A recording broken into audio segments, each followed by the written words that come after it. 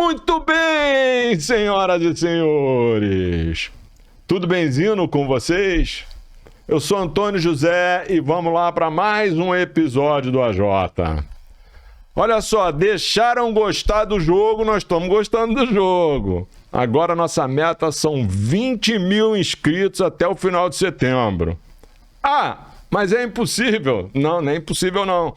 Você que está vendo aí, tem uns 5 mil igual a você, que não está inscrito lá. Então você já, nesse momento lá, você tem um botãozinho inscrever, você vai lá, pau, dá-lhe um inscrever-se no conteúdo, compartilha, leva para os seus amigos, informa todo mundo que nós estamos fazendo um trabalho aqui bacana.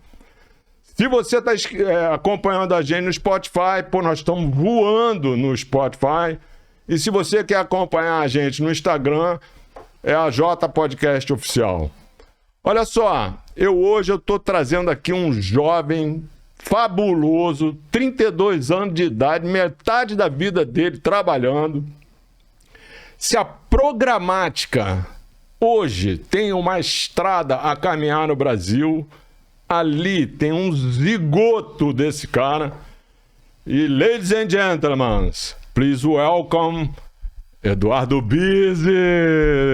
Palma de palma. Valeu.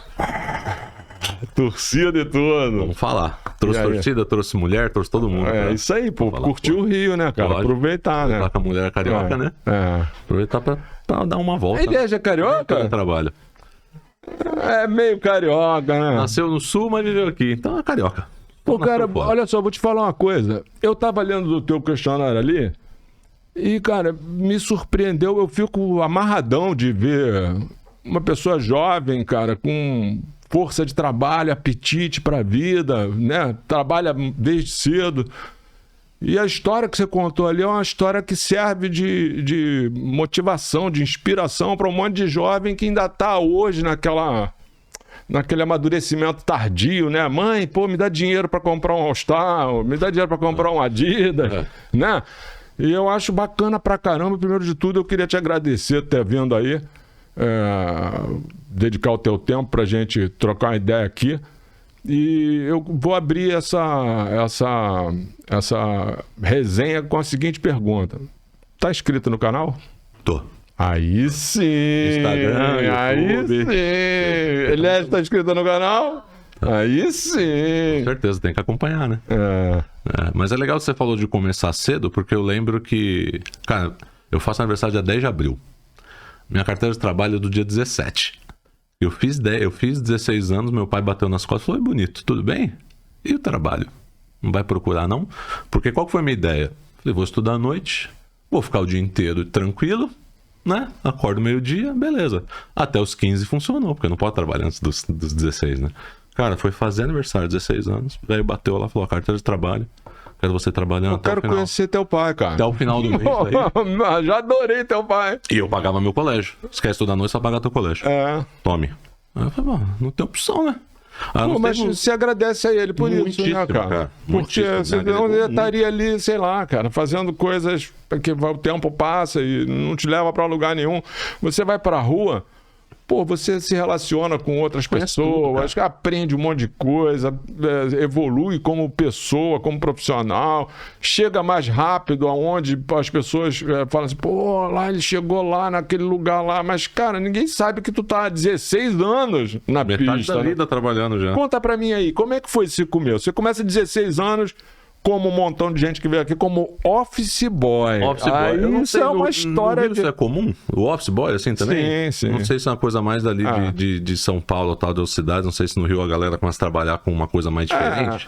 Mas é meio padrão moleque começar com office boy.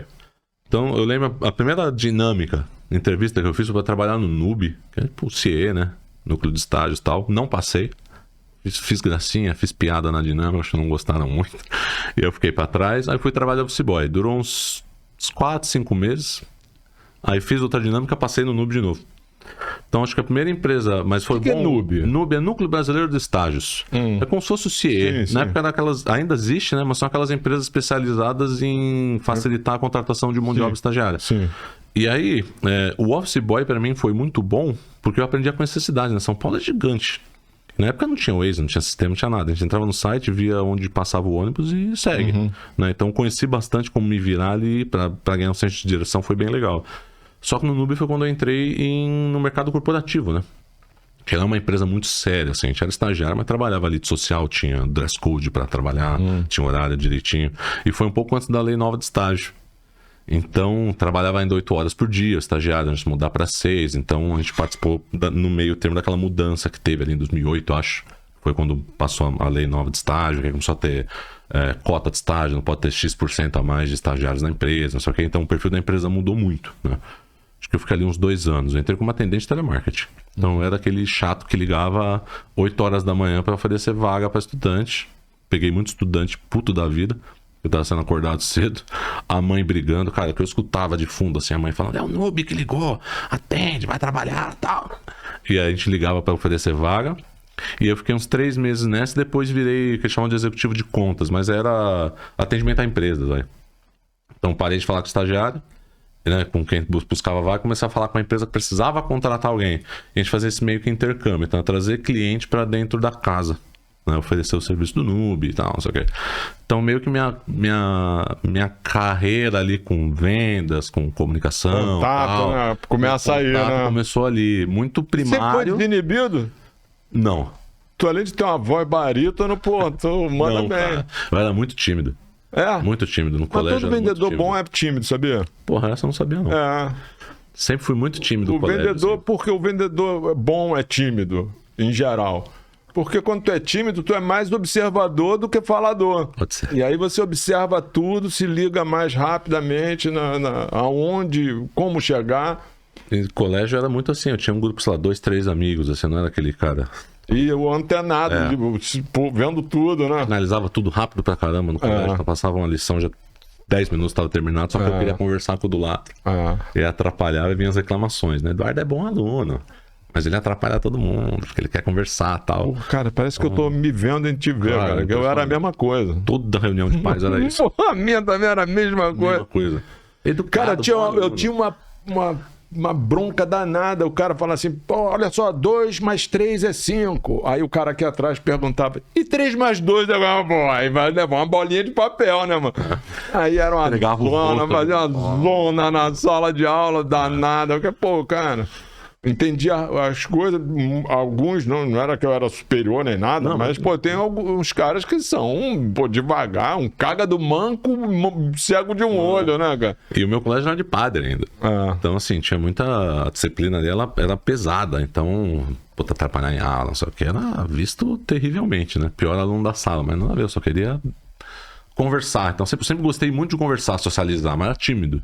Talvez não tímido, seja mais introspectivo, sabe? Eu tô ali no meu canto. Se você puxar assunto, eu vou falar a noite inteira. A gente vai conversar sem parar. Mas eu não era muito daquele cara que começava a conversa, sabe? Que ia lá, bater papo e tal. Então, assim, até agora, casado, graças a Deus, porque solteiro era terrível. Péssimo. Vamos falar com tal pessoa. Eu vou nada. Fazia 2 gols por temporada, né? Não, tá maluco. Não dava.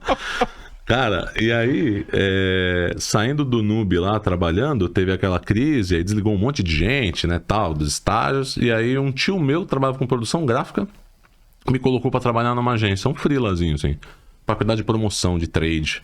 Eu entrei na publicidade aí, sabe? Então, trabalhando... foi. Mas era diferente, né? Que eu tava mais no BTL ali, né? Então, trade marketing, merchandising, cuidando de promoção, visual merchandising, shopping e tal. Mas foi uma experiência muito boa, porque dali eu fui pra uma outra agência menor, né? Conheci muita gente boa. Trabalhei com muita gente legal, assim, nas agências que eu passei. E acho que minha melhor experiência nesse segmento foi na The Group, quando eu conheci a Ana Paula, que hoje é co-presidente da aldeia, assim... Posso falar de uma pessoa que é mentora minha profissional a ela, sabe? Assim, me ajudou muito, teve muita paciência, sempre me ensinou tudo, assim. Tinha o Flávio que trabalhava com a gente também, Flávio Goldenberger, aqui do Rio, era produtor de TV e tal. Infelizmente ele faleceu ali em 2020, começando da pandemia. Mas, cara, era um cara foda, assim, cuidava de The Voice Kids, No Limite, Big Brother, então ele tinha uma cabeça, assim, de produtor de TV. Então, muito amplo, muito criativo. Eles me desenvolviam muito nisso, né? E aí, trabalhando com trade e tal, era legal, mas era muito cansativo, porque você não tinha, às vezes, muito horário, né? Tem que vir à noite, tem que trabalhar, tem que fazer a montagem, não sei o quê. Fazendo faculdade era mais difícil, né? Eu tava terminando a faculdade nessa época. Aí um dia eu bati um papo com eles franco. Falei, Você fez cara, faculdade de quê? eu fiz marketing. Minha turma, na verdade, foi a última turma de marketing da Embi Morumbi. Puro, assim, né? Marketing puro, sem ter mistura de publicidade e propaganda. Então, a faculdade foi economia, contabilidade e administração, assim. Eu tive uma aula de criação, acho que uma aula de mídia e tal. Mas não entrei muito em publicidade. Era muita conta, matemática pra caramba. E aí um dia eu troquei a ideia com eles franco. Falei, cara, tô a fim de sair desse mercado e tal. Tô querendo ir pra publicidade mesmo, mídia. O que vocês me aconselham? Vai pra cima. Vai pra cima. A gente segura aqui o que der e vai. Antes disso, teve uma coisa engraçada que é... A The Group tinha perdido uma conta na época. E aí mandou um monte de gente embora. A Ana Paula me segurou um mês me escondendo do presidente da empresa pra não me mandar embora. Ele falou, mandou o Eduardo embora? Mandei, tá tranquilo. E aí ela falou, Pô, que gente boa, né? tá vindo aí, se esconde, vai no banheiro e tal. E aí um dia eu dei o azar de pegar um elevador com ele. Tá fazendo o quê? Ele me olhou, olhei pra cara dele e falou, bom dia. E aí ele chamou ela na hora, assim, ela falou, vamos tomar um suco lá embaixo. Eu desci no elevador, ela, meu filho, a gente rodou. Ele te viu e tal. E aí deu 15 dias, foi recontratado. Publicidade, né? Cancela um projeto, ganha outro e tal. E aí, cara, saindo de The Group, eu fui trabalhar com mídia digital. Fui ser social media, na verdade. Numa empresa que acabava de começar, chamava Wake Up, uns amigos até hoje de mercado e tal. E primeiro dia de trabalho, cara. Fui lá numa... Que é essa aí que tu saiu do zero com a empresa, né? Do zero. Assim, começamos do zero, com zero funcionário, era eu, os 2 sócios só.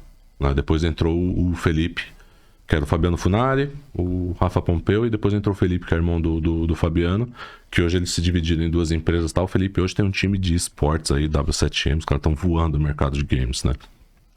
Cheguei numa sexta pra conhecer a empresa, eu ia começar a trabalhar. Você trabalhou na W7, né? Trabalhei depois de um tempo.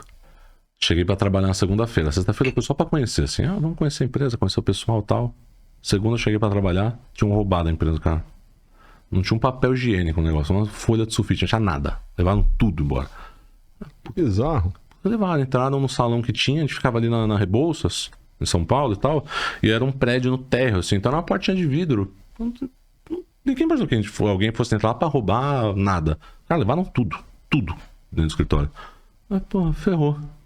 Vamos trabalhar como? E aí a gente começou do zero. Tinha cadeira, tinha celular, tinha um notebook pessoal do Rafa ali e tal, que ele trouxe. A gente não entendia nada de mídia digital. Porque tinha um menino do TI que saiu, que ele que fazia essa ad server, cuidar da tecnologia, conexão. Eu era social media, eu falava com site, com blog pra negociar CPM, né? Os caras falavam, deixa eu botar um banner no teu site aí. E a gente ia agregando na rede, né? Pra negociar esses caras depois, que era as tal da Edge Network, na época, né? Tá a rede de blogs que a gente tinha. E os 2 eram comerciais, não entendiam nada tecnicamente, de mídia, assim, digital, de implementação. Teve que aprender do zero. Falou, cara, vamos junto nessa aí. Ganhava um salário mínimo, vamos pra cima. E aí começou ali o aprendizado do zero. Então acho que eu devo muito esse perrengue do conhecimento técnico que eu tenho hoje, que eu tive que olhar caso a caso, cara, ler guia, internet, ler livro, né, tá, guias na internet, e informação, ir atrás, entender o que era todos os processos para ajudar a implementar. E aí daí a gente foi crescendo. Quando eu deixei o equipe, deviam ter uns 30 e poucos funcionários, acho que quase 40. Cresceram pra caramba, assim, exponencialmente, sabe? E aí foi o primeiro contato que eu tive com mídia programática ali. Porque a gente tinha uma rede de sites, né, rede de blogs, que ia agregando ali pessoas para vender. Tinha uns formatos de rich media, que a gente chamava na época, né, aqueles animados, aqueles banners no meio da tela e tal. E a gente entendeu que poderia vender a base de dados para alguma plataforma de mídia programática. Tava começando esse assunto ali, né? 2012, 2013. Vamos vender base de dados para os caras, a gente cobra um valor do que veicular no nosso site, beleza, e a gente vai mudar o escopo de trabalho da empresa. Só que eles começaram a entender que não, vamos criar nossa própria plataforma. Né? E aí, porque assim, quando você vai pensar em mídia programática, a plataforma que opera o negócio, ela é quase que um commodity, né? Muda muito quem opera, como opera, a base de dados que tem e tal. E aí eles buscaram uma empresa fora, né, que desse lá um white label, né, que a gente chamava, né, uma operação para poder usar minha própria imagem ali, meu logo, a ferramenta, mas é uma tecnologia que não foi a gente que desenvolveu, né, a gente comprou, e a gente começou a trabalhar com mídia programática ali, então mudou 100% o escopo da empresa naquele momento. E foi quando eu entrei nesse mercado, assim, aí dali virei mídia na Grey, aí saí e voltei para trabalhar com W7M, que já era outro segmento, fui para Harman, para ser cliente, né? Cuidar de marketing, ainda fazer um pouco de mídia digital, mas não muito. E aí pandemia, né? cancelaram um monte de gente, marketing foi um deles, que era marketing América do Sul, da Harm. E, cara, tava em casa, tranquilão, um dia, falei, pô, vou atualizar uns sites, vai, já tô de saco cheio de ficar em casa, né? Tirei um tempinho sabático em pandemia ali, ninguém tava procurando emprego nem nada. E foi quando a JC me achou, no site de vagas, assim. O RH me contatou, explicaram um projeto, né? Mídia programática, ela Home, ficou... Negócio maluco, nunca ouvi falar disso. Beleza, vamos pra cima. E aí tô lá, 2 anos já. Em junho agora fez 2 anos. E... Que é o tempo que a ferramenta tá no ar, né? Entrou em 21. Na verdade, entrou efetivamente ali. Eu entrei em 21 em junho, né? Para cuidar do projeto, que ele tem várias etapas por trás. Aí eu fui entendendo a complexidade do processo todo. Efetivamente, a gente entrou com a primeira campanha de mídia programática em agosto de 2022. Foi a primeira, assim, com o Yahoo na época, né? Antes deles deixarem a operação no Brasil. E era o nosso maior parceiro.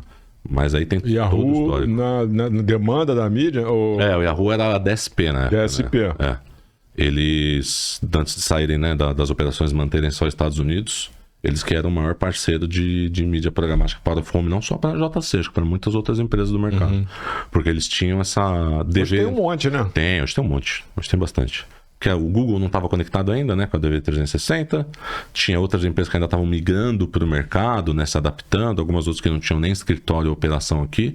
E aí o Yahoo ele se adaptou bem, né? Porque o Yahoo tinha uma operação muito boa. Ele tinha muito suporte, ele tinha os executivos, tinha os account managers, gente muito técnica operando a plataforma, olhando todo dia. Então eles tinham essa vertente ali, tipo, a gente dá todo o suporte para entregar a tua campanha, porque eles sabiam que era um produto novo, né? Até hoje a gente tem dificuldade, às vezes, de implementar, de conversar com uma agência e tal. O cara de digital... Porque é uma coisa que você tem que reeducar todo mundo, inclusive eu. Eu vou te fazer uma pergunta, mas eu vou fazer uma gracinha primeiro, que é assim, tem uma pessoa fictícia chamada Tio Enio. E aí, eu queria que você me explicasse, que o objetivo de você estar aqui é esse, é você esclarecer pontos que pra gente que... Eu já entrevistei um montão de gente, você viu que, pô, tem muita sombra, né, cara? Tem. Pô, a gente, assim, por mais que você leia, procure, alguns são mais curiosos do que outros, que vão ler, procura, estuda, mas tem sempre sombra pra caramba. E aí eu queria que tu explicasse, assim, de uma forma pro tio Enio, não é pra alguém fodão no negócio, né? Pro tio Enio. Tio Enio, sabe o que é programática? Programática é... A programática é você facilitar a compra de mídia. Minha né, visão de negócio. Eu facilitar a compra de mídia numa única plataforma baseada em audiência. Então, como é que eu vou explicar isso pro tio Enio? Então, tem que facilitar pro tio Enio. Vamos dividir isso em dois canais, né? Internet, de onde esse negócio surgiu. Sim. Antigamente, se eu quisesse achar o tio Enio, eu tinha que descobrir, né? Poxa, eu vou jogar aqui uma mídia no portal X e talvez o tio Enio vai ver. Mas ao mesmo tempo eu estou impactando a tia Maria, a tia Cida, o tio Jair, todo mundo naquele portal, uma massa, né? Então eu comprava um espaço para... Um portal seria o UOL, Globo, tal, Globo, enfim, algum site. Eu comprava uma homepage, vamos supor, de um lugar para tentar achar alguém. Né? Então eu sabia que aquele site tinha um perfil X de pessoas, eu impactava essas pessoas. Então, essa é a mídia tradicional. A mídia programática faz o caminho inverso. Eu compro o usuário independente de onde ele esteja. Porque o tio Enio não vê só a Globo, ele tem interesse em carro, de repente ele gosta de cozinhar e tá vendo um site de cozinha, gosta de futebol. Então eu vou achar o tio Enio nesses portais. Então eu vou passar a pagar por um usuário, teoricamente, de maneira mais qualificada. Então, independente de onde você esteja, eu vou conseguir exibir uma mídia de qualidade para você. E esse preço que você paga pelo tio Enio é o CAC? Não é um CAC. Pode ser um CPM, pode ser um custo por clique, né? Se você está falando de internet, né? Então eu não quero pagar pela visualização do tio Enio, eu quero pagar quando ele clicar no meu anúncio. Ou vou pagar por um CPA, um custo de aquisição, né? E existem várias modalidades de eu pagar por essa mídia. A mais tradicional é CPM, custo por 1000 visualizações. Cada 1000 visualizações eu pago um valor X para aquela plataforma, né? Aí tem custo por vídeo, que é CPV, enfim, aí tem um custo CPD, custo por download, tem várias modalidades. Mas acho que a maneira mais simplificada é essa, encontrar você independente de onde você esteja. né? Por isso que quando a gente às vezes falava de mídia programática no começo do mercado, o cara pedia um cheque de campanha, falava, cara, é difícil de mandar um cheque. Você pediu uma campanha de mulheres, 25 mais com interesse em tal coisa, eu não sou teu público. Se eu abrir o site, eu não vou ver a mídia.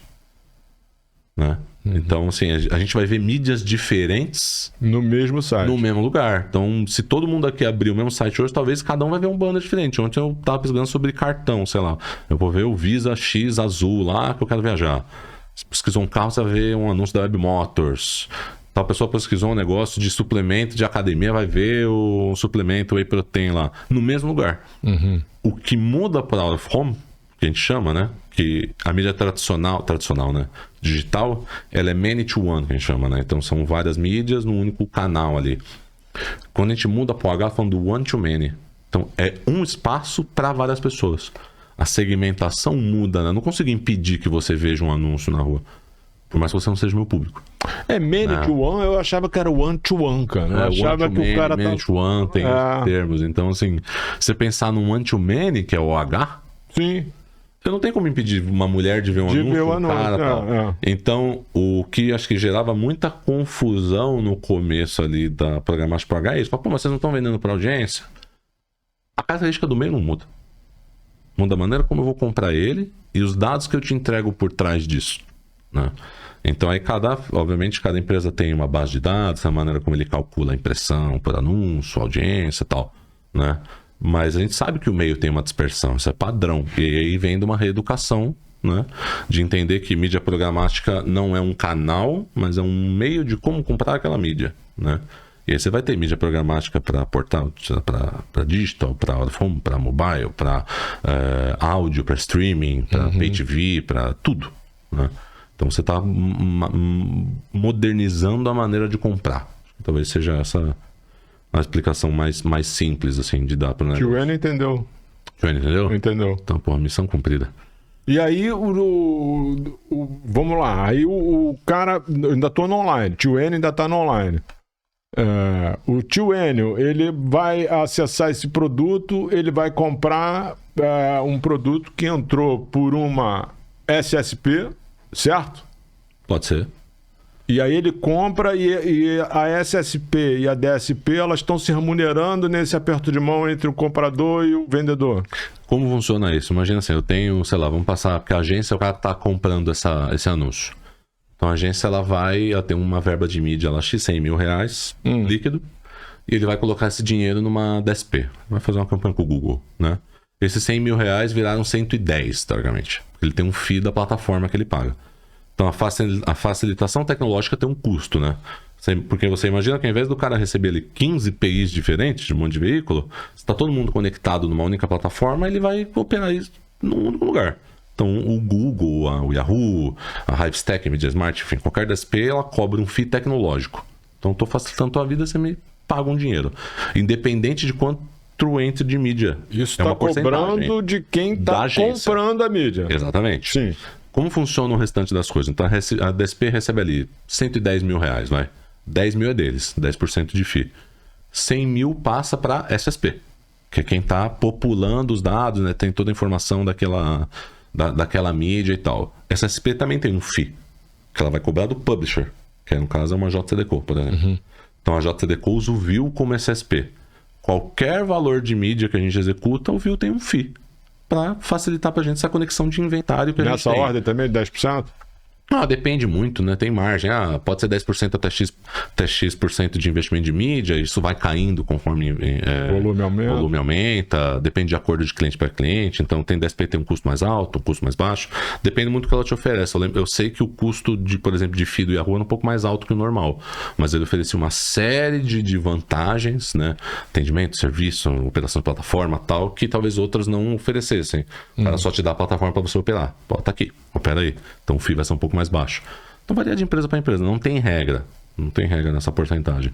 E aí acho que do volume de investimento, né? Falar de uma Ambev, uma Coca-Cola, tal, uma McDonald's que anuncia muito, esses caras têm um FII mais baixo do que se eu, Eduardo Bis, começar agora a rodar um e-commerce, né? E aí tem esse valor, então o anunciante paga, a DSP fica com porcentagem, repassa, essa DSP é uma porcentagem, e aí chega o valor de mídia para mim como para o publisher. Exatamente. E aí a minha função como publisher é conectar cada vez mais inventário na SSP, para que o cliente tenha mais acesso ao meu inventário. E a SSP ela não é exclusiva, né? Hoje, JCDecaux, ela só pode usar o Vue. Então hoje eu tenho exclusividade de uso do Vue. Eu posso usar o Vue? Você pode usar o Vue. Mas eu, como JCDecaux, não posso me conectar em nenhuma outra SSP. O Vue é de uso exclusivo nosso. Mas qualquer outro concorrente, empresa do mercado, pode se conectar no Vue se ele quiser. Sem problema nenhum. Porque a ideia do Vue, né, como empresa, é facilitar a vida do anunciante. Então, cara, você vai entrar aqui e você vai ver todos os publishers que você... Né, o máximo possível de publishers que a gente tiver conectado. Então o tio Enio entra na plataforma Vue para ver o que ele vai comprar de mídia.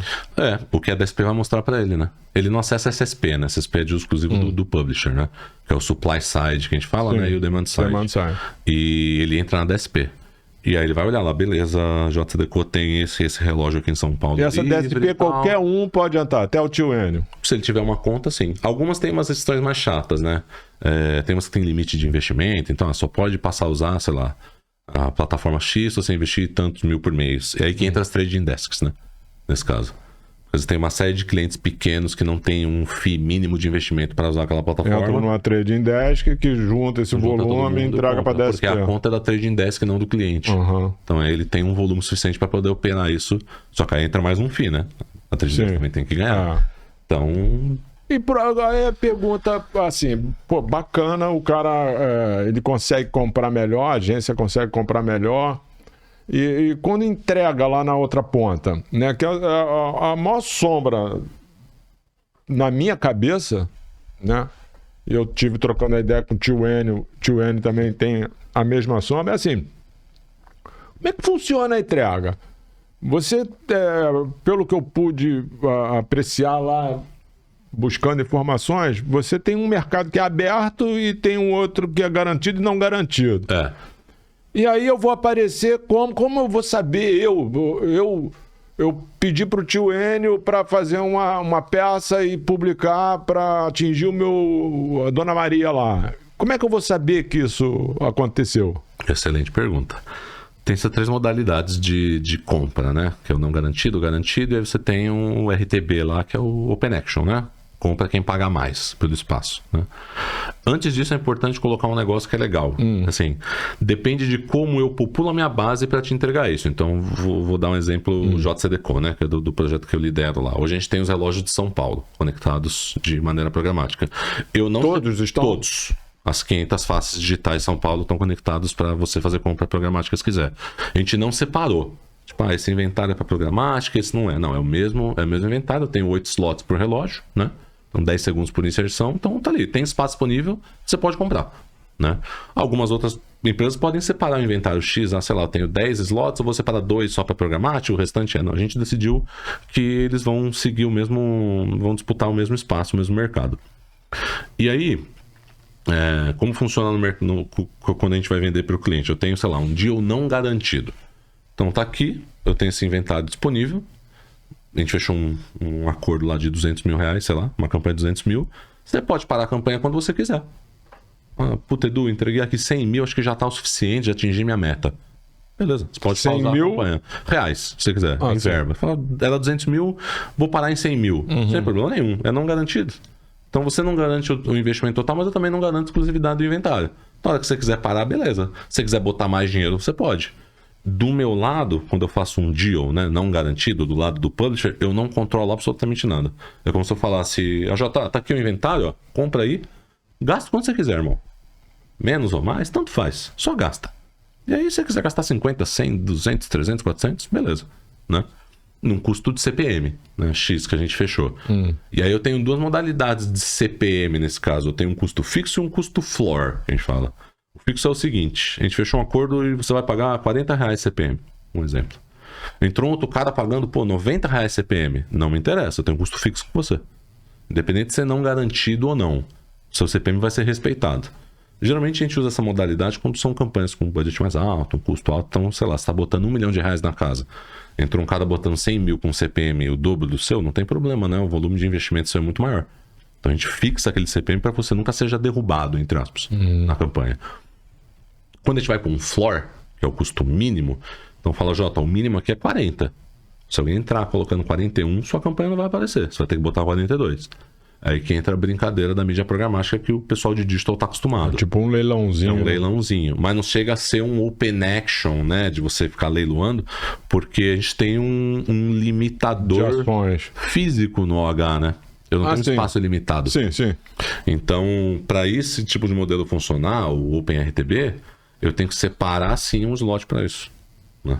Então vou falar, beleza, dos meus 8 slots, 2 são para no Open Action e ali nesses 2 é selva.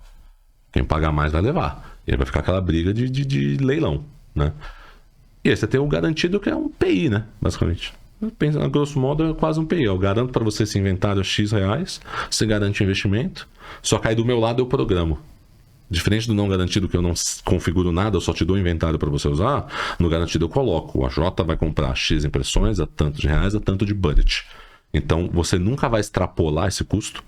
Você, tipo, a gente fechou em 200 mil, nunca vai chegar em 200 mil e 1 centavo, não vai parar em 200 mil, às vezes até um pouquinho antes, né? 199 mil, alguma coisinha. E eu vou garantir que aquelas impressões vão ser entregues para você. Como? Porque aí a plataforma ela faz essa mensuração. Então ela fala, beleza, eu tenho esse relógio aqui, pensando na já em OH, eu tenho essa tela me gera X impressões por dia, né? Essa outra tela me gera X2 impressões. São aparições do... Não, aí que entra também uma outra diferença. A gente chama isso de inserção, né? Porque a partir do momento que a mídia é inserida na tela, tem uma inserção. E aí, por que é o one-to-many? Cada inserção gera impressões de mídia. Então, impressões que são pessoas impactadas. Porque como eu não estou falando de 1 para 1, né? Então, cada vez que essa mídia aparece, tem mais gente vendo aquele anúncio do que não só o meu target. Sim. Né? Então, eu tenho, sei lá, de 1000 pessoas, 200 são o meu target. Por exemplo, 800 são targets fora. Eu não tenho como controlar isso, né? Isso é uma característica do meio. Acho que é muito difícil da gente conseguir fazer isso mudar. Então, essas impressões é o que a gente tem, que a gente calcula, né, na plataforma, que é o multiplicador de impressões. Então, cada tela tem um. É feito todo um estudo de audiência antes. Razão da via, do local. Razão da via, local, altura, distância da tela. Formato. Que meio de locomoção que a pessoa está usando. Se ela está a pé, se ela está de bicicleta, se ela está de carro, de moto. Quanto tempo ela fica parada naquele farol. Qual é a distância que ela está. Tem um monte de cálculo que ele gera. Beleza, essa tela aqui na Faria Lima, na frente do Google, ele gera 20 impressões. A outra tela que está ali na Zona Leste de São Paulo, num bairro mais residencial, gera 4. Porque tem menos gente circulando. Só que no horário de pico, a de 20 gera 30. No horário de pico, a da Zona Leste gera menos, sabe? Então tem essas variações. E aí a plataforma ela tem essa inteligência. Ela fala, beleza, eu sei que essas telas me geram X de impressões por faixa horária. E ela distribui isso de maneira inteligente. Então ela fala, por isso que a mídia programática no OH ela não é regular. Porque se eu fizer uma compra tradicional, pensando em JCD, seu anúncio vai aparecer por tela 1080 vezes, porque é uma X a cada 10 segundos aparece, não sei o que e tal. Na programática não, ela fala, beleza, aqui nessa tela eu estou entregando mais impressões, eu vou parar aqui, senão vou extrapolar a meta diária, eu vou entregar na outra. Dentro do roteiro que a gente estipulou, né? Ou dentro da audiência. Porque eu posso comprar igual, você pode falar, pô, eu quero comprar só Faria Lima, só Paulista, só Barra da Tijuca, só Recreio e tal. Pode. Ou não, Edu, eu quero só audiência. Então, aí de novo, né? A programática, audiência independente de onde ele esteja. Aí eu paro de pensar em roteiro fixo. Igual era antigamente. Pô, vamos fechar um roteiro aqui e tal. Não, tô te vendendo audiência. Pô, mas acho que Paulista, Faria Lima, Berrini, que são nobres, pessoal classe C. Vai classe C, óbvio. Todo mundo nem todo mundo trabalha lá é classe A. Né? Metrô, a gente fez um estudo recente, mostrava que o público do metrô é extremamente qualificado. Só que quando você vai pro mercado, as pessoas têm uma visão diferente. O metrô é povão, imagina. Não é. Imagina. Tá errado. Classe A, metrô. É visão equivocada sobre mobilidade. Agora, deixa eu te perguntar uma coisa. A gente entende aqui que o formato, né? O formato, o tipo do equipamento, ele tem uma influência diferente em razão desse formato, em razão... Imagina que a JCD tem uma puta de uma empena lá na Faria Lima que vai botar na plataforma. Como é que é essa tratativa? Esse CPM, no custo do CPM que você quantifica essa Cara, depende essa potência de influência dessa peça? Depende da estratégia de mídia. Pode ser por target independente da tela. Então, eu sei que a Faria Lima em si custa mais, independente da tela que seja. Ou posso fazer isso por produto. Então, assim, é mais uma estratégia de venda do que uma regra em programática, sabe? No nosso caso, pensando só em São Paulo, a gente tem um CPM mínimo, independente do lugar onde esteja, o mesmo CPM, é um floor, é o mínimo que você pode pagar. Qual é? 65, acho. Floor, mínimo. 65 pra Taituan. Mínimo. Assim, vou pagar R$105 é o mínimo de CPM que eu posso ter. E aí o cara fala, pô, Edu, mas eu tenho uma audiência que eu preciso adicionar, né? E eu quero falar com mulheres, 25 mais, empresárias, mães que têm aplicativos instalados no celular tal. Porque a gente tem uma ferramenta por trás que faz essa mensuração, né? Que a gente usa o AdSquare. Né? Então o Square ele tem essa base de usuários, né? Mobile. Ele mensura os aplicativos que a pessoa tem, mais ou menos onde ela vai, visita e tal. E ele cria um roteiro personalizado. Então, assim, essas pessoas geralmente passam por esse lugar. Não necessariamente elas só passam aqui, mas o maior fluxo delas está aqui. Não só esse, né? Não é exclusivo. Mas esse roteiro tem a maior afinidade com esse público. Né? E aí, você quer fazer uma segmentação dessa? Você tem um acréscimo no valor de CPM de 20%. Porque eu estou segmentando para você. Eu estou criando uma inteligência para agregar aquele CPM valor. Então, tem uma inteligência de target. Além dessa segmentação por audiência, eu quero falar só nesse endereço específico aqui, mais 20%. Então, pensa que você tem duas camadas de diferença de valor. Você quer fazer uma campanha geolocalizada. E a geolocalizada, pô, é do Zona Oeste. Não, tá tudo bem, é uma zona muito ampla. Não, eu quero falar só nesse lugar pequenininho aqui com essas pessoas tal, 20%. Eu quero adicionar audiência, mais 20%. Então, você tem 40% de variação se adicionar duas camadas de segmentação ou 20%, né? Se for uma ou outra. Essa é uma estratégia JCD, né? Aí, se eu for pensar em outras empresas, talvez eles trabalhem diferente. Existe uma discussão muito grande interna sobre colocar ou não grandes formatos na mídia programática.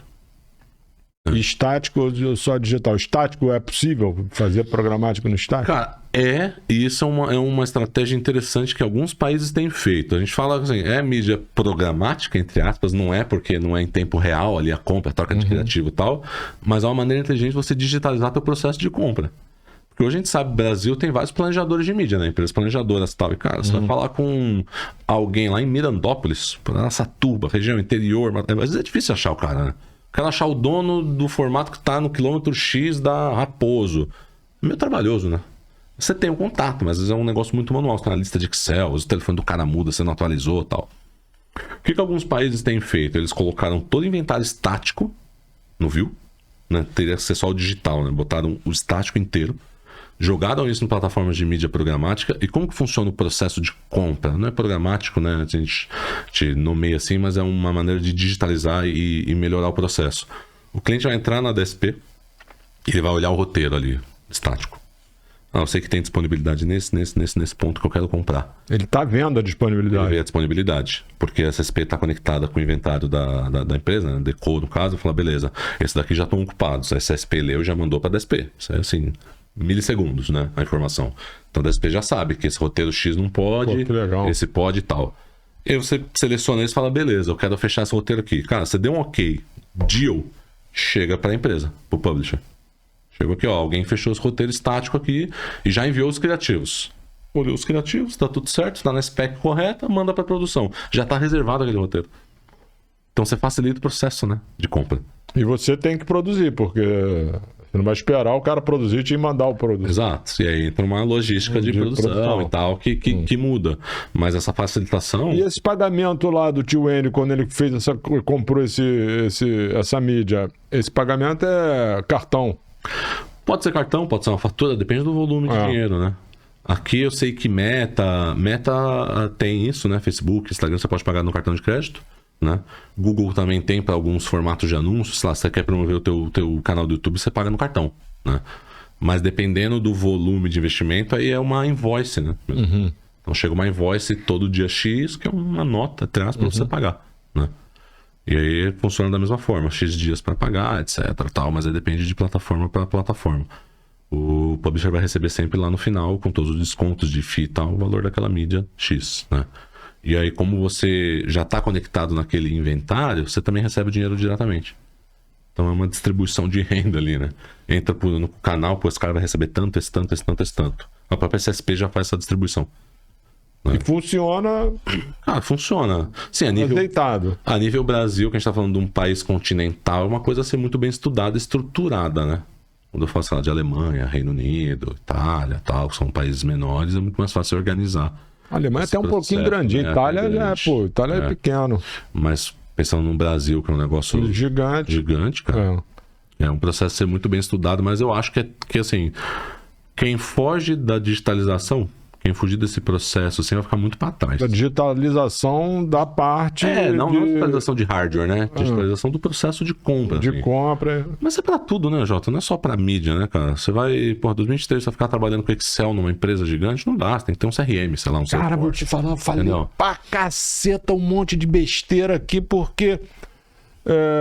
eu ontem li bastante sobre essa questão da programática. E ontem veio a minha cabeça começou a abrir, né? Em razão dessa conversa que a gente ia ter hoje. Eu perguntei para um monte de gente aqui sobre programática, o que você entende de programática e tal.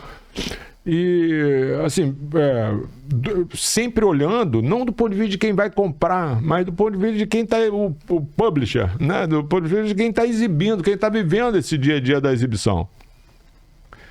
E aí a gente enxerga hoje que existe a possibilidade de eu, inclusive, manter o meu executivo, me corrija se eu estiver errado, manter o meu executivo, uma parte dos meus slots eu deixar destinado a atender a demanda que não é programática. Sim. E outra parte... Então eu não vou suprimir nenhuma parte da cadeia desse ecossistema de trabalho. Né? Eu estava conversando ontem com uma amiga e eu falei... Cara, se isso acontecer, o que acontece? O teu executivo vai fazer o quê? Cara, ele muda a função, né? Ele vira um consultor. Né? Imagina que, sei lá, se eu tenho uma ferramenta já automatizada, você como agência entra, vê o inventário da empresa, compra, tal, manda o criativo, etc. E chegou para mim um roteiro, para mim pensando como executivo. E eu vou olhar aqui e falar, putz, esse roteiro não se enquadra tão bem com esse perfil do cara. Vou botar um telefone. Jota, esse roteiro que você fechou, vamos mudar, vamos entregar aqui, acho que eu consigo te entregar mais impressões aqui, sua agência vai ser melhor nesse e tal. E aí ele tem que mudar, refazer esse pedido. Ele pode fazer interno, entendeu? Se eu mudar isso interno, muda pro cliente. Aqui pela SSP ele muda. Exato, falou, faz essa sugestão aí, altera aqui e tal. Óbvio que algumas coisas só a DSP pode fazer, SSP, mas tem funções que são integradas, né? E assim, aí eu acho que muda o papel do executivo, passa a pensar de uma maneira mais consultor e menos tirador de pedido, sabe? Eu vejo assim, o nosso primeiro maior trabalho pensando em JCDecaux foi a gente evangelizar o cara assustado lá, né? Assusta, cara. Pô, só, caramba, vou perder meu emprego. Mas não. É o primeiro pensamento. Não, porque assim, são bolsos diferentes, em primeiro lugar, né? Então, JCDecaux que não falava com agências de digital hoje passa a falar. Performix, Essence, Rufus, Google. A gente fala, JCDecaux falar com o Google pra quê? Né? E hoje é nosso maior parceiro comercial. DV360, a DSP deles cara, assim, o número é absurdo. É mesmo? Nossa, cara, assim, é uma... É quanto? Não, sacanagem. Cara, em porcentagem de mercado, eu sei que Google, assim, pra tudo, os caras têm acima de 90% do mercado brasileiro, 95%, 96%. O restante fica pra brigar aqui. Então como é que eu não vou me conectar com um cara desse? É impossível. E eu tenho o Breno do outro lado, que é o Edu Bizzi de lá, que a gente fica se ferrando diariamente. É mesmo? Os dois falam, pô, velho, ferrou, me ajuda aí, tal. Porque assim, a gente brinca, mídia programática vira mídia problemática em vários momentos. Ah, não. Vira. Porque dá problema. Imagina, são duas ferramentas feitas... Porra, agora vamos à parte do problema. Dá problema, cara. Dá problema, com certeza. Porque às vezes tem coisa... Cara, juro, tem muita gente... Assim, é um processo automatizado, mas que ainda tem algumas coisinhas manuais. Que são artesanais, né? Que são artesanais. Então, depende de conexão de plataforma. Eu tenho um DSP que tem uma API, por exemplo, que se o cara subir o criativo na DSP, aparece só para eu aprovar. Então, eu vou olhar e falar, beleza, tá na spec, tá ok. Aprovei e começa a rodar a campanha. Tem outros que é manual. Então tem que subir manualmente, aí o cara me gera um ID, aí eu pego esse ID, conecto na minha plataforma e tal. Só nesse processinho, às vezes o cara conectou num ID errado e até descobrir. Pô, mas tô mandando um monte de solicitação. Tá tendo resposta, mas não tá gerando impressão, o meu criativo não tá aparecendo na tela. Aí você liga pro cliente. O cara tá configurado certinho aí e tal. Às vezes o cara digitou uma vírgula, mas... não, eu tenho que deletar essa vírgula, esse código não tem isso, esse ID é tal. E aí você acorda de manhã já com essa missão de... 3, 4 vezes por dia olhando tudo. De passar a peneira nisso aí, né? É mesmo? Tenho função diária lá. Cheguei no escritório, abro a plataforma, vou olhando deal por deal. Então, É mesmo? dia por dia. E qual o volume esse? Cara, 100? Menos de 100? não, hoje, assim, ainda tá crescendo, mas já cheguei a ter ali 10, 12 dias ativos pra olhar. Ah, Sim, aí dá pra olhar, né? dá pra olhar, mas por isso que a gente aumentou a equipe também, não dava. Falei, ó, levantei a mão, falei, não dá. Sozinho, não. Preciso de gente e tal. E aí contrataram mais agora gente pra ajudar e tal. Então, assim, mas é uma missão diária. E aí você tem que olhar várias características, né, do negócio. Beleza, a gente tem o request, que a gente chama, né? Que é a primeira função. Então, viu mandando um request para a DSP. Então, manda uma solicitação. Olha, meu espaço está livre. Exibe minha mídia aí. A DSP manda um response. Beleza. Vi que está livre, quero exibir. Vou exibir. Esse request com response gera a impressão, que a gente fala, né? De mídia. Então, o anúncio apareceu na tela. E quando você tem um request, um response, mas não tem impressão? Puta que pariu, o que está acontecendo? Ela vai olhar. Não, mas pode ser um criativo que tá errado, deu problema. Às vezes, sei lá, tem um limite de criativo que o peso é 10 mega mandado com 10 e 1, e aí tem que trocar. Então tem essas particularidades que você tem que olhar todo dia, né? Às vezes o cliente pausou a campanha, eles têm que olhar e fazer um acompanhamento, falar, vi que o budget, o pacing da campanha diminuiu, né? O ritmo caiu aqui, tá tudo bem, aconteceu alguma coisa, vocês pausaram mesmo. Então a gente tem esse acompanhamento diário. Já teve casos também de clientes sem querer colocar numa função que a gente chama de ASAP, que é tipo assim, as soon as possible. E aí o que era uma verba de, sei lá, 500 pau para entregar em um mês, entregou em 2 dias. Consumiu a verba total. E a gente chegar de manhã, olhar e falar, ué, mas esse volume tá muito alto. E aí ligar pro cliente e falar, olha, eu notei aqui tal, o cliente entrar em desespero, falar, meu Deus, a gente apertou o botão aqui sem querer, tal, pausa a campanha. Tem que pausar, porque senão vai consumindo. O que tiver de limite de impressão, ele vai consumir, né? Porque, de novo, esse modelo vai não garantido, é o que a gente comentou, o controle de entrega tá do lado do cliente, não é do meu lado. Eu só tenho inventário lá. Fala, compra aí. Então, às vezes, em vez de comprar um slot, ele passou a comprar 7. Entendeu? E o relógio tá exibindo um looping 7 vezes do mesmo anúncio ali, ó. E a gente tá... E você não tá vendo lá fisicamente, né? Eu consigo ver por alguns sistemas, né? A Decola tem um sistema que chama KISS, né? Que é um sistema interno, que chama Keep It Simple, que é para olhar todo, assim, tem um monte de função no sistema. Um deles é um que a gente chama de monitoring, que aí é eu olhar... É um sistema que ele faz um check-in das telas. A cada, acho que é 25 minutos, 20 minutos, ele tira uma print de todas as telas digitais. Então, eu entro nesse sistema e eu vou olhando lá, beleza, falei ali, uma tela tal, tá rodando tais campanhas, ou deu uma tela preta, deu um problema, caiu a energia, a gente consegue ver tudo. O que acontece, né? Hardware, né? Claro. Esses dias teve um cara que derrubou um poste no acidente. O cara veio, bateu no relógio e foi embora. Aqui no Rio, a empresa de energia falha o tempo todo. E isso acontece, não tem jeito, né? A gente tá falando de muitas telas espalhadas, vai dar um problema ou outro, por isso nossa função é sempre olhar e corrigir, né? E aí eu olho ali e falo, beleza, essa campanha tá rodando direito. Mas se eu noto que tem um roteiro que eu fiz e a campanha não apareceu, tá com algum problema. Então a gente faz esse acompanhamento. Então, assim, view, né? Que é a SSP, para olhar a impressão, pacing, budget, gasto e tal. E os sistemas internos para olhar e falar, beleza, essa campanha tá sendo entregue, não tá? Tá gerando impressão, não tá? Eu vi a print, eu mando pro cliente. Porque às vezes o cliente ele quer ir pra rua fazer check-in, mas ele não encontra a campanha rodando. Porque não tem aquela entrega regular, né? Então não é que vai aparecer sempre a cada X tempo, não sei o que e tal. Mas ele passa na hora do almoço no relógio, fica ali 10 minutos, não passa, no de trás tá passando. E aí eu mando já check-in pra dar uma acalmada na ansiedade. Fala, gente, a campanha tá aqui, tá rodando, tá aqui o relatório, tá aqui as impressões e tal.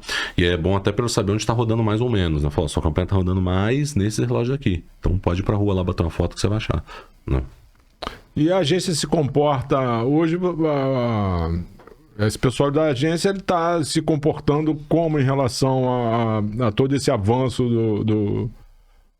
do planejamento? Eles lá se prepararam ou ainda estão igual o tio Enio, sabendo pouco? É engraçado porque a gente imaginou que nas agências de off teria um pouco mais de off, não fala, o pessoal já está mais acostumado com H, teria uma resistência, entre aspas, um pouco maior. Contrário, né? Foi pelo contrário, assim, eles viram isso como uma modernização muito grande. A gente enxerga nas agências de digital, como é um formato novo, ainda tem um pouco de confusão só de programar esse deal do lado da plataforma da SP. Então, às vezes, tipo, por exemplo, você tem algumas ferramentas lá de Google, a Campaign Manager, né? Que o pessoal programa tudo para mensurar clique, impressão, ad server e tal, que no H não funciona. Não funciona por meio, não é funciona porque não está conectado, funcionaria, mas não faz sentido para o meio eu conectar uma campanha de OH para mensurar clique, sabe? Conversão e tal. Não vou conseguir ver isso. Então você tem que configurar a campanha de uma maneira diferente. A gente já teve alguns casos do cliente configurar a campanha e falar, pô, mas não está rodando, não está aprovando tal. Eu olhava e falei, não, mas vocês colocaram no Campaign Manager, não é. Tem que configurar direto na DV360, aí tem que mudar a maneira como configurar. Porque é muito dia a dia do mídia digital, né? E já tá tudo muito maduro no mercado dele, né? Aí entra esse produto novo, gera opa, como é que eu vou fazer isso? A gente tem, assim, guias para explicar, né? Tem o time lá para sempre dar suporte, eu tô sempre no meio também para ajudar, tal. Apesar de agora a gente tem uma pessoa para ajudar, né, nesse dia a dia operacional, eu fico muito mais estratégico agora na Deco, né? Trazendo as ideias de fora, falando com os outros países, trazendo mais soluções. A gente tem um Conselho Internacional de Programática lá, que é o IPC, que a gente fala cada 15 dias, um mês, para trazer soluções, mostrar os cases, o que ajuda, o que não ajuda, o que funcionou, o que não funcionou, entre os países. Então a gente tem uma troca muito boa. Globalmente, assim, existe sempre um Eduardo em cada país, né? Alguns com mais ou menos. Você pensa em Austrália, que tem 30 pessoas para fazer o que eu faço. Né? Porque é um dos maiores mercados de OH do mundo. Acho que se não for o maior, acho que é Austrália, Reino Unido, e aí vem a gente em terceiro lugar. É mesmo? É. A Austrália é Isso, gigante, não sabia cara. disso, não. É gigante. Eu só fui descobrir quando eu entrei também. Eu não lidava com OH, eu era de dígito, né? Quando eu era na mídia lá, eu fazia planejamento de OH, eu era grupo Nilco, eu mandava o pessoal de planejamento fazer. Eu nem cuidava disso. E aí, quando eu entrei em JCDecaux, eu tive que reaprender tudo. Eles começaram a ver alguns números e falaram, nossa, Austrália, né? Reino Unido, tal, Itália. Eu podia imaginar isso. Reino Unido, sim, eu poderia imaginar, mas a Austrália é uma informação interessante. Agora, vem cá, o tio Enio, ele é amigo de um amigo meu que tem uma empresa que tem aí na base de 18 painéis digitais, um pouco diferente da JC, que são painéis de grande formato, né, de 40 metros quadrados, por aí. E ele tem muito interesse esse amigo do tio Enio, ele tem muito interesse em desenvolver a parte programática. Qual o primeiro passo desse amigo do tio Enio? Verificar se o sistema dele por trás dessas telas está em rede, em primeiro lugar, né? Porque assim, se o sistema está numa rede, se ele consegue conversar com todos esses relógios e controlar isso por um sistema não são os relógios, são painéis. Aí você consegue conectar ele talvez numa SSP. Eles estão todos conectados. Então já é o primeiro passo feito. Todos eles são feita a gestão lá de upload, download, são feitos online, remotamente, através de um softwarezinho que o tio Enio falou para mim, que é o Environ. Primeiro passo importantíssimo foi dado, então. Aí o segundo passo é fornecer a sua base, né? O que você precisa para se conectar numa SSP? Você precisa enviar formato daquela tela. Você precisa fazer um contrato com a SSP primeiro ou não? Ah, sim. Sim, acho que depende de SP para SSP, mas geralmente você vai fazer um contrato de autorização para eles poderem ter aquela tela no inventário. Ele tem todo o interesse em ter a minha tela lá, né? Quanto mais inventário, melhor. A minha não, a do amigo do... Sim, do amigo do amigo. Do tio Enio. E aí o que ele faz? Você vai enviar para eles informações básicas, assim. Então, lat long, né, para saber onde está. Formato. Especificações e tal. Então, qual que é o tamanho da tela? As métricas da via. Isso, então a métrica da via. Talvez ele vai te pedir só impressões. Para quantas impressões essa tela gera e qual que é a audiência dela. E aí isso é um cálculo que você pode usar algum parceiro. Mas esse número eu dou para ele? Eu posso ser... Se o amigo do tio Enio for um cara de boa índole, ele vai dar um número real. Mas se ele não for uma malaquinha, sei lá... torcedor do Palmeiras, ele vai... Acontece, por isso que é importante ter auditoria, né? Então, JCD, pensando internamente, eu não posso imputar nenhum dado no View sem que o Datacorp, que é um departamento da França, faça auditoria. Os caras têm que conhecer a empresa. Então, assim, a gente usa como base de dados, audiência métrica, a gente usa muito o Mapo-H para os nossos... E foram vocês que desenvolveram, né? Foi Clear, ótima tal. E a ideia é tentar trazer sempre mais gente pro mapa, né? Assim, acho que é um critério interessante que eles têm. Eu tentei fazer contato lá, não foi muito receptivo, não. Eles estavam meio só. Eles estavam com. Acho que a gente andou buscando métrica pra caramba, buscar métrica pra tentar falar de igual para igual num processo de disputa comercial de verba, né? De share de verba. E hoje a gente consegue ter números, né, para trocar ideia. Olha só, esse número é um número significativo, que antigamente o cara falava, pô, mas prova para mim. Ele falava, pô, olha pra via. Batia uma foto assim, carro pra caramba. Em geral o cara fazia o seguinte, batia uma foto com os carros todos de ré, assim, com a luz, mais de tardinha, assim, com as luzinhas de farol ligadas, né? Porra, tinha aquele painel, aquele mundo de carro engarrafado. Quantas pessoas estão olhando pro painel, né? Tem todos esses deflatores que estão funcionando ali e tal. Mas hoje eu tenho número. Hoje o cara, pô, número de impacto, alcance, e vai por aí. Fluxo mobile, pessoas passam celular, você tem Vivo, claro, tinha aí fornecendo base de dados. Tem uma série de maneiras de você captar essas informações, né? Que é isso que a SSP vai pedir. Mas pensando, assim, decor lá, eu não posso simplesmente mandar um dado pro Datacorp. Falar, ó, o valor da minha tela é X aí de impressões. Vamos falar, beleza, o dado veio de onde? Tá auditado, tá não sei o quê. Então a gente tem um departamento na França que audita essas informações. O cara fala, não posso. Porque a gente entende e tenta, né, ser o mais idôneo possível. Mas aí, sim, vai de empresa para empresa. Deve ter empresa que põe um número lá e acabou. Mas aí, quantas empresas no Brasil estão plugadas? Com mapa ou não? Com a programática. Cara, OH, pô, tem... Deve saber, né? Tem Deco, tem, né? Eletromídia. A Eletromídia fez a Eletromídia Edge, né? Ela tem, além de Eletromídia, tem Ótima, né? Ali tem Elemídia e Ótima, né? Tem de empresas, já são 3, vai ter NeoH, Hello, RZK, né? Acho que a Admu deve estar conectada também, provavelmente. Tem Bibot. Cara, tem bastante empresa aí. Deve ter mais até, se não tá me falando a memória. Mas só que eu já contei quase 9. Né, de OH. Deve ter outras conectadas, com certeza. Acho que pensando dos players principais... Clear, né? Clear também. Clear também, né? Tá. Só que aí tem uma diferença só que a única que usa o View é a JCDecaux, né? Elas usam outra SSP, talvez Magnite, eu acho que é uma outra também, deve ter alguma outra no mercado. É que o View foi pensado para a Orofome. O View foi desenvolvido para ser Orofome. Ele chamava antes Smart Bricks. Ele chamava Smart Bricks antes, era um outro sistema. Ele foi pensado para ser um sistema de manutenção de inventário ali, disponibilidade e de planejamento de mídia. Então era para facilitar a vida do executivo. Em vez de eu planejar no Excel, né, num arquivo, vou entrar no sistema, vou botar um roteiro, a audiência vai me dar um roteiro, eu vou mandar isso pro cliente. E aí, vendo isso com evolução no mercado, falando, opa, a gente transformar esse negócio no SSP. E aí virou. Então, assim, o View hoje é uma empresa separada da JCDecaux. Fica no mesmo prédio, lá em Londres. É um andar só deles. Mas são empresas 100% separadas. Uma não tem vínculo com a outra.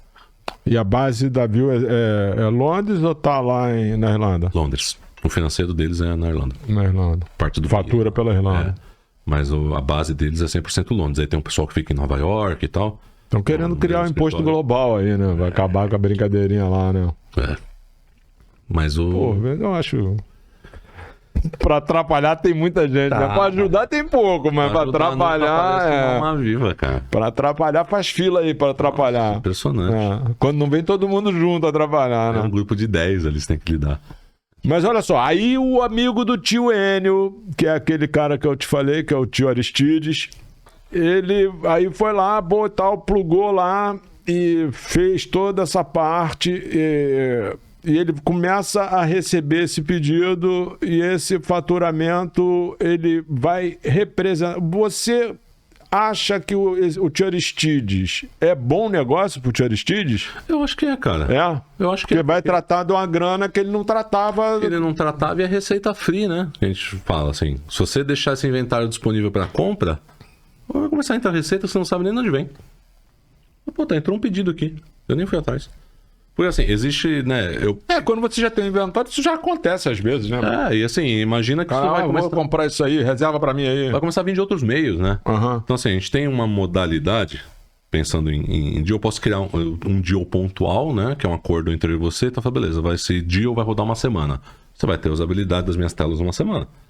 Ou posso ter um deal always on, que a gente chama. Então assim, eu crio ele de 1 de janeiro a 31 de dezembro de 23. Ele tá aberto. E aí você tem aquele código daquele deal, né? Para você operar, você recebe um ID. Quando você quiser comprar, você compra. Não tá me gerando custo, porque eu só deixei ele ali aberto para você comprar. E para você também não tá gerando nenhum investimento, porque você vai comprar quando você quiser. Só que isso facilita para DSPs e para os compradores de mídia, porque eu tenho um deal aberto que não necessariamente está vinculado só a você. Outra pessoa pode comprar com aquele mesmo ID. Então imagina, sei lá, a gente tem uma parceira, a D-Trade Desk, que é uma DSP gigante, Estados Unidos, Canadá, que eles não tem muito mercado, mas lá eles são talvez os maiores, eu acho. E a gente tem um deal desse com eles, então fica lá aberto. Direto pinga um anunciante ali. Ela fala, ó, a Sony tá fazendo uma campanha. Ah, tá, no mesmo acordo. Então a gente só recebe o criativo para aprovar. Então é uma maneira de a gente ter uma receita que entra de maneira automática, sem gerar um esforço humano. E aí você consegue direcionar teu executivo e tal para outro meio, né? Para outro tipo de trabalho. Às vezes o cara ficar pensando nesse aqui, sei lá, internacional, tal, esse meio digital, ele vai focar em outro lugar. Esse aqui tá entrando receita automática. E vem. Né? Então, pro tio do tio Enio ali, pro amigo do tio Enio, funciona bem. Pro tio Aristide, né? Funciona super bem. Independente do portfólio do cara ser maior ou menor, a RZK que você falou, acho que tem 700 quadros. Eu vejo ele publicando de vez em quando. Terminal de ônibus. 700 quadro pra caramba. O tio Aristide não tem esse monte de quadro, né? Ele tem um inventário digital. Ele tá se esforçando para melhorar o inventário dele, fazendo investimento, tocando para frente. Mas ele vai ser visto como uma... Para o cara que está programando lá, ele vai ser visto, independente do volume de peças, ele vai ser visto igual. Quero o target anunciar no pessoal que está lá na comunidade da Barra da Tijuca, ele vai ser visto quando o cara estiver ali acessando para fazer a sua programação. Sim, porque cada um independente do volume de negócio que ele possa... porque imagina, apesar de concorrentes, né, uma mídia vai complementando a outra. Então hoje eu tenho relógio de rua de São Paulo, a Ótima tem ponto de ônibus. Eu não consigo vender ponto, ele não consegue vender relógio. Para o anunciante ele vai ter que comprar relógio de ônibus separado. No caso do tio Aristides aqui, ele tem a tela lá da Barra da Tijuca e tal, e a RZK tem o terminal X, né? O cara da Hello tem a Anel tem outro. Você pensar em aeroporto, o aeroporto é um exemplo muito básico. A Deco não entra em aeroporto, ela tiver que dividir espaço. Ela só trabalha com o aeroporto de maneira exclusiva. Então o Guarulhos é exclusivamente JCDecaux. Desde a L Smith, quando você entra ali na via, até qualquer mídia dentro do aeroporto de Guarulhos é JCDecaux. Congonhas não, né? Já tem vários anunciantes. Se você for para Brasília, interno do aeroporto é 100% JCDecaux. Quando você sai é NEL. Então eu quero comprar do lado de fora, eu não consigo comprar JCDecaux porque o produto não é meu, é da NEL. Na plataforma é a mesma coisa. Ela fala, beleza, eu tô segmentando para esse lugar aqui, fora da Brasília. Mas eu digo assim, a aparição para aquele cara que tá programando depende do lugar que você independente do volume, não tem uma preferência pro volume maior. Imagina. Não vai ter. A não ser que vocês disputem, né, o mesmo... Porque é muito difícil você ter a mesma tela, né? Assim, uma empresa não vai ter a mesma tela vendendo. Não, mas vai ter o mesmo público. Mas vai ter o mesmo público, mas aí o público passa por lugares diferentes. Então vai distribuir de maneira igual. Óbvio que quem tem 4 telas vai receber menos demanda, o cara que tem 80. Mas na hora que ele setar essa audiência, vai distribuir igualmente para todos, né? Você não vai ter o mesmo volume do de 80, porque você não tem nem como entregar o mesmo volume, né, de impressões. Você vai gerar menos. O cara que tem 80 telas espalhadas, sei lá, pela praia de Copacabana ali, você tem 5, você vai receber proporcional a 5, mas vai receber igual. Não, mas a pergunta não foi isso. A pergunta foi se o cara que tá ali na ponta comprando, ele tá vendo... Ele vê porque ele tem aquele ponto específico, aquela audiência que passa por lá, e muitas vezes ele nem vê aonde ele tá comprando, tá? Especificamente, ou de que empresa ele tá comprando. Ele vai botar, quero falar com pessoas desse público X na região tal. E aí a plataforma vai distribuir. Ele não sabe o que ele tá comprando do tio Aristides, da JCDecaux, da Eletromedia, ele compra OH, né? É o que a gente... E ele tem um pós-venda de um check fotográfico, alguma coisa de comprovação, de inserção? Como é que é? É só relatório? Não, cara, depende de empresa para empresa. A gente, se o cliente quiser, em JCDecaux, se ele quiser um relatório fotográfico, ele tem que pedir pra gente no início da campanha. Já aconteceu de acabar a campanha, me manda um check fotográfico. Putz, a campanha não tá mais na rua. Eu não consigo tirar mais foto, né? Porque a campanha já encerrou. Eu mando aquelas prints, os check-ins que eu faço pelo sistema digital. Mas se ele pedir isso no começo da campanha, a gente já programa tudo. Fala, beleza, o cliente quer um check-in fotográfico essa campanha, a gente vai mandar o... E tem muita incidência disso? De o pessoal querer aumentou bem. Antigamente não tinha muito não. Em 2022, ali, início do ano, não tinha. Mas agora o pessoal tem gostado de ver a campanha na rua. E aí a gente faz o check-in fotográfico e eu mando o relatório de impressões, né? De impactos, por tela, por criativo, aí depende do nível de detalhamento que ele quer. Eu posso mandar só um geral, uma linha assim, ó, X impressões, tal período, tanto de verba gasta, X CPM. Posso mandar para ele um relatório por tela, por endereço. Então essa tela gerou tantas impressões, essa tela gerou tantas impressões, tal. Posso mandar até por criativo. Então esse criativo X seu gerou tantos impactos, esse outro criativo gerou X impactos, esse outro tanto. Porque ele pode colocar na mesma campanha 6, 7 criativos diferentes. E eles vão rotacionando ali, né? Por horário, então no meio-dia. E essa inserção é feita manual lá dentro da JCD? É feito pelo sistema, pela própria SSP. Então, quando a DSP e a SSP não tem uma API, né, uma conexão tecnológica para esse criativo ser feito o upload de maneira automática, a gente sobe esse manual na SSP, no View. Então eu subo, ele tem um ID, né, para identificar na hora de olhar no relatório. Eu coloco, esse criativo é para a tela tal, esse criativo é para a tela tal, esse tal é para a campanha X. Né? E quando a DSP tem essa tecnologia, quando eu crio o acordo e mando para ele, o deal, né? Ele insere esse deal na plataforma, já vincula os criativos, eu só aprovo, que ele faz um upload automático do meu lado também. E tem regras, né? Assim, aqui no Rio talvez tem essas regras também, não pode ter muita animação, não pode passar um trailer de TV no relógio, né? Tem um limite de animação, tem um limite de FPS. Qual é esse limite? 27 FPS só. Sim. E não pode ter... Máximo, né? Porque senão a prefeitura entende que desvia muito a atenção do motorista e tal. Então, assim, eles pedem pra ser... Pode ser uma animação, mas não pode ser uma coisa muito contínua. Não tem uma animação, pausa, muda pra outra, pausa, muda pra outra, entendeu? Pode ser animado, mas não pode ser 10 segundos da gente aqui no mesmo frame, entende? Tem que ser, tipo, eu e você conversando, muda pro logo da TV, volta, pra ter essas quebras, e tem 27 FPS no máximo. E aí já tem metrô que tem outro tipo de regra, Guarulhos tem outra regra, Brasília vai ter outra, Rio de Janeiro outra e tal. Então a gente ainda passa por um processo de aprovação manual por conta dessas características da praça. Eu tenho que olhar e saber, putz, esse tipo de criativo eu não posso rodar no metrô, por exemplo. Que é mais burocrático. Tal. Pô, mas aí, aí dá aumento pro Edu, hein? Por favor, cara. Aumenta aí, pô. O cara trabalha pra caramba. Precisa, aumento de uns 3 vezes aí já tá bom. 3 vezes o salário dele. Imagina se ele for pro concorrente. Chegar nos 250 mil por mês. Imagina se o cara, oferecer pra ele uma pratinha e leva ele. Bom, né? Tá ganhando uns 300 mil por mês, não tá bom? Tá lindo. Não é tanto, vai. Trezentinho. Não é tanto. Não é tanto, não. Não é tanto? Não é nada. Tá bem assim, cara? Não é nada. Quem dera tiver. Tirando onda aqui, né? Aquelas perguntas de RH, né? Qual é a sua pretensão salarial? 80 pau por mês. Você perguntou? Pretensão, né? E água benta, todo mundo. Vou dar aí 100 mil por mês. Quer, né? Eu tô perguntando, eu vou responder. Mas olha só, tio N, eu vou falar com ele, tio N vai ficar amarradão de ter ouvido, isso vai ficar gravado, né? Isso aqui é um negócio que a gente... Cara, na verdade, se você tá acompanhando lá, você tá inscrito, você tá acompanhando lá, a gente começou a fazer isso aqui com muito amor no coração. Pô, tô trocando essa ideia. Óbvio que eu tô aprendendo pra caramba. Todo mundo que vem aqui eu aprendo alguma coisa. Isso é bacana pra caramba. A gente fazer conexões com pessoas diferentes. Isso é muito legal. Mas tem uma galerinha que, cara, tá aprendendo. Eu tenho certeza. Vai ter gente, sei lá, em Cuiabá, em Maranhão, Manaus, Porto Alegre. Sabe? O cara vai estar vendo isso aqui e todo esse teu conhecimento que você botou pra fora generosamente, isso vai atingir um número de pessoas que, assim, se você tivesse no tete-a-tete... Ia demorar. Ia demorar bastante. Entendeu? Então, pô, acho mó barato você ter feito isso. Você é um cara jovem, como eu comecei aqui o episódio, cara, bacaníssimo você tá... Essa camisa rosa ficou mais ou menos Barbie, né? Em homenagem a Barbie. É mesmo? Sacanagem. Não vem. Não é. Tu gosta de rosa, né? Gosta. Mas olha só, então eu queria te pedir o seguinte.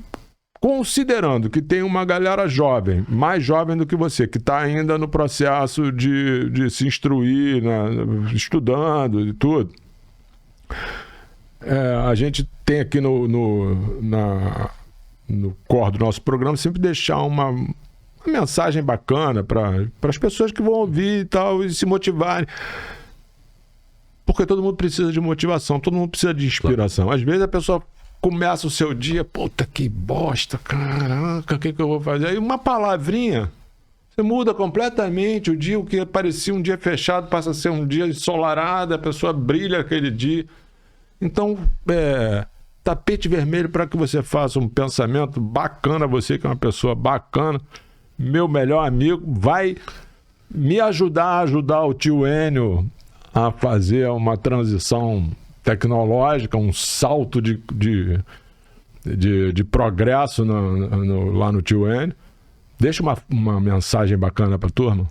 Cara, tem uma frase que eu gosto muito, ela é meio esquisita, mas eu gosto muito, eu falo disso muito nas minhas... Faço 10 anos de terapia já, né? Acho que é bom de cuidar da cabeça. Acho que o ponto mais importante é isso. Puder dar um conselho primeiro, façam terapia, pelo amor de Deus. Cuidem da cabeça, porque não é só trabalho, né? O trabalho envolve nossa vida pessoal, o pessoal envolve trabalho, enfim. Você tem que estar bem da cabeça para ter todas as relações bem alinhadas, profissionais, pessoais e tal. Acho que uma coisa influencia muito na outra. Uma coisa que eu brinco muito com a minha terapeuta, sempre falo é, cara, expectativa é a mãe da merda, sabe? Não tem expectativa tão grande com as coisas, porque senão você se frustra. Frustração é foda de lidar.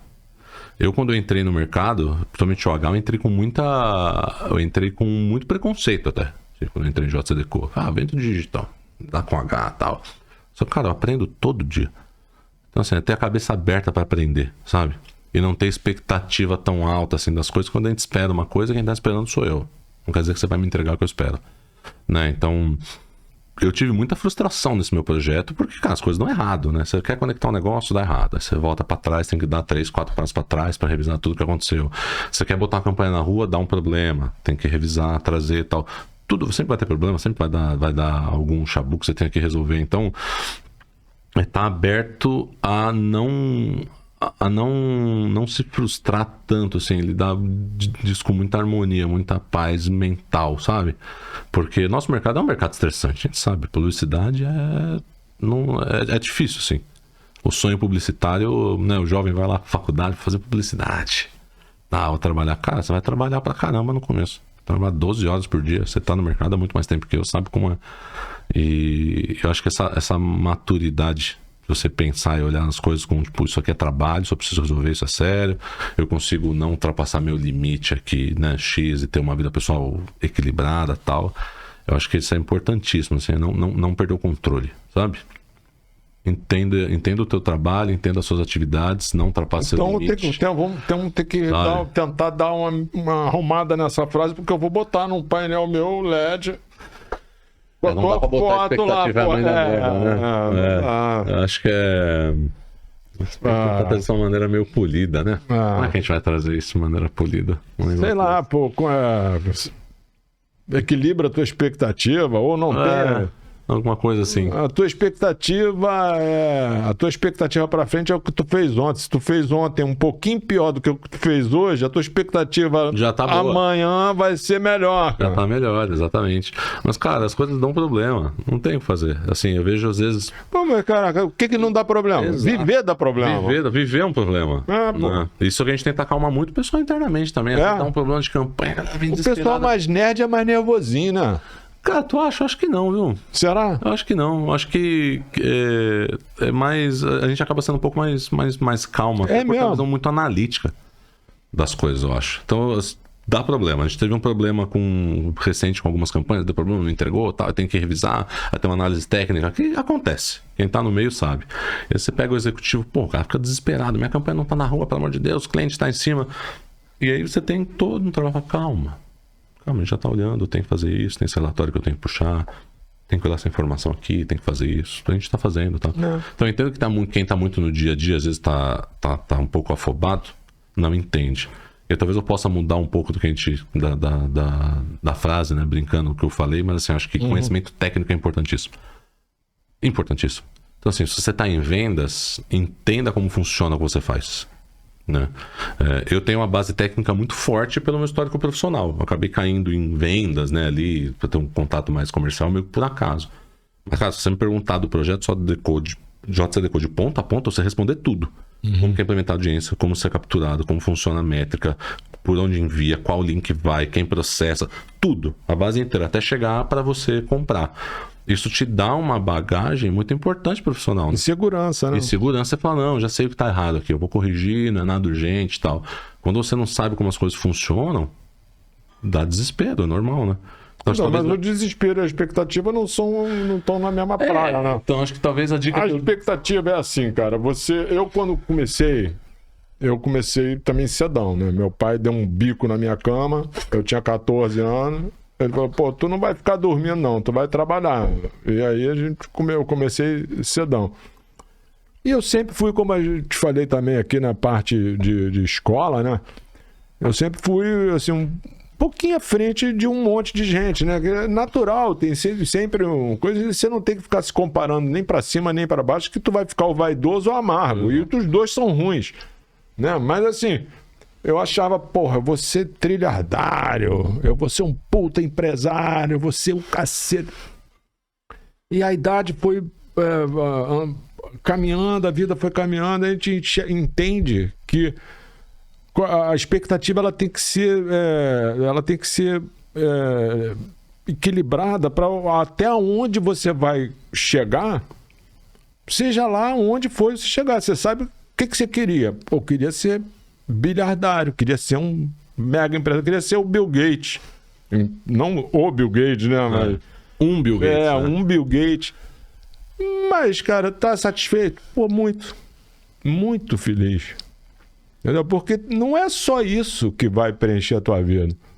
Pô, você tem uma boa mulher, cara, você tem uma boa vida, tem uma galera que gosta de ti, um trabalho que, pô, não te sufoca, que você sai de casa, pô, com tesão de trabalhar.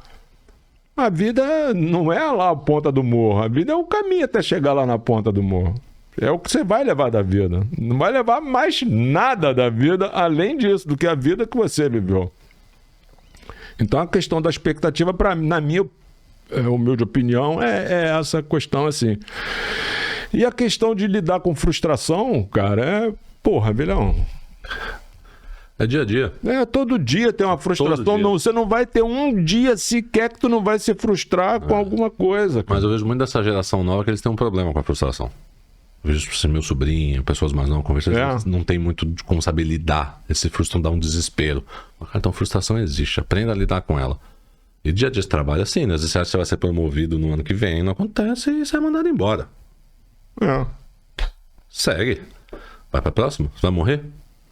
Não, tem que seguir. Óbvio, tem gente que precisa mais ou menos de emprego, dá um desespero. Pô, tu tem família. E às vezes tu fica desesperado, pô, nem entendeu ainda a lógica da mecânica do universo, que, pô, te fechou uma porta e, cara, se essa porta não tivesse fechado... Tem uma história que é uma historinha que o cara... Eu vou resumir a história.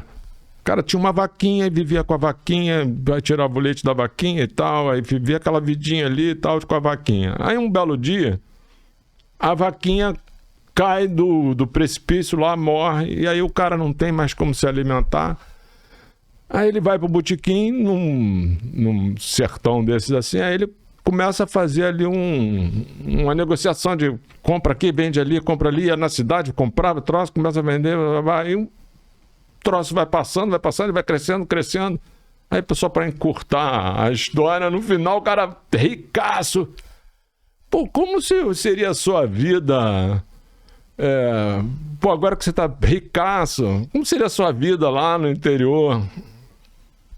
Pô, se eu não tivesse perdido a vaquinha, eu estaria lá até hoje com uma vaquinha. Hoje o cara teria um montão de vaca. Então são histórias assim que fazem... Cara, às vezes a porta fecha. E aí?